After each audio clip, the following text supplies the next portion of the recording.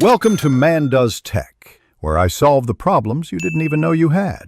In this video, I will explain how to change your VW Jetta cabin air filter. First, locate the glove box on the passenger side of your vehicle. You'll need a few basic tools like a screwdriver, possibly a Torx bit, and of course, your new cabin air filter.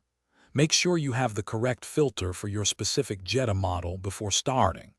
This simple maintenance task can greatly improve your car's air quality. Now, let's get started by emptying everything out of your glove box.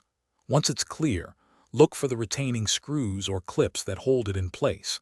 These are usually along the top or bottom edge.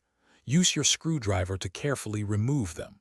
With the fasteners out, gently lower the entire glove box assembly to expose the filter housing behind it.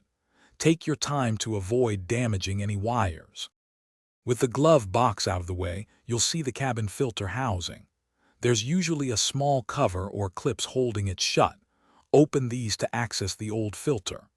Before pulling it out, pay close attention to the airflow arrow on the old filter, as the new one must be installed in the same direction.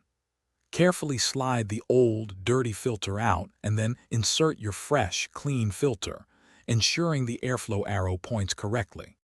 Once the new filter is in place, close the filter housing cover, making sure it's securely latched. Then, carefully lift the glove box back into its original position and reinsert all the screws or clips you removed earlier. Test your air conditioning to ensure everything works correctly and that you feel improved airflow. For more great deals and to find the Owala water bottle mentioned, check out the links in the description below. Thanks for watching, and enjoy your fresh cabin air. Thanks for watching. If you found this helpful, don't forget to like and subscribe.